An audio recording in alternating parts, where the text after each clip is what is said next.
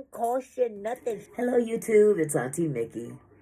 I hope everyone is well on this beautiful Sunday morning, whether it's raining outside or sunny outside. I hope it's not snowing outside. There's enough of that going around. I had a thought that I wanted to share with everyone. I've been going through a little something for the last I'd say for the last week and a half. And it didn't turn out the way I would like it to. However, it turned out the way God wanted it. But I have a question. Why can't you maintain relationships? Why can't you maintain relationships? Be they business relationships, whether they're friendship relationships. Why can't you maintain those relationships? Why don't they last? Some of us have friends that we've been friends with since childhood. I've got quite a few out there that we've been hanging thick as thieves since childhood. No, we're not around each other every day. But I know if I want to call on my girl Charlize, I can call on my girl Charlize. If I want to call on my girl Taryn, I know I can call on Taryn for whatever the reason. And those are just two. But I've learned how to maintain relationships because you do unto others as you would have them do unto you.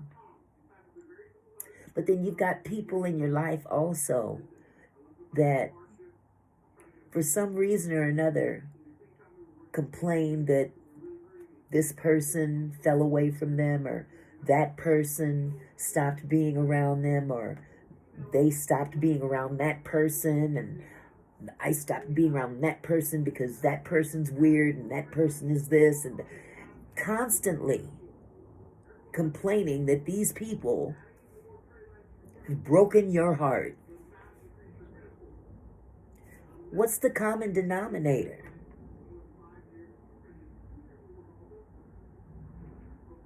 Ask yourself, if you're the one that's constantly boo-hooing on how much you've invested time-wise, because it certainly wasn't money, but how much you've invested time-wise into people and tried to help people and this, that, and the third, but nevertheless, for one reason or another, they're no longer in your life.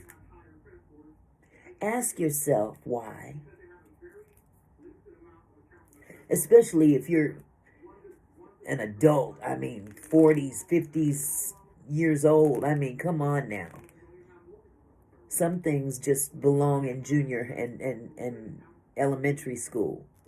Even some things belong in high school. But some things are greater than that. Some things are just maybe mental illness. Who knows? I keep hearing the word narcissist. I don't accuse anybody of being a narcissist, but I did look up the definition. I encourage you to do so as well, because that's not what this video is about.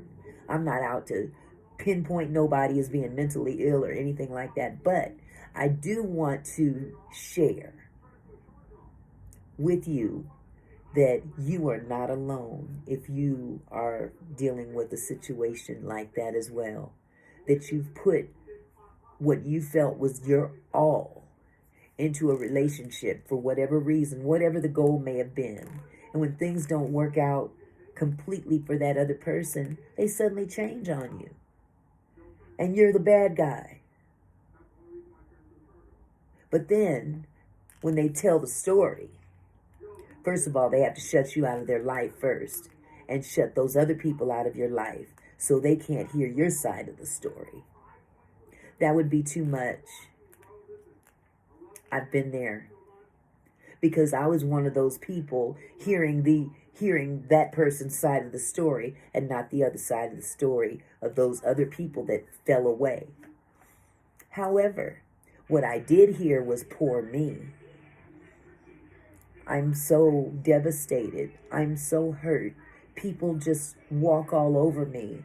Victim mentality, victim mentality, victim mentality, victim mentality. It goes on and on and on and on.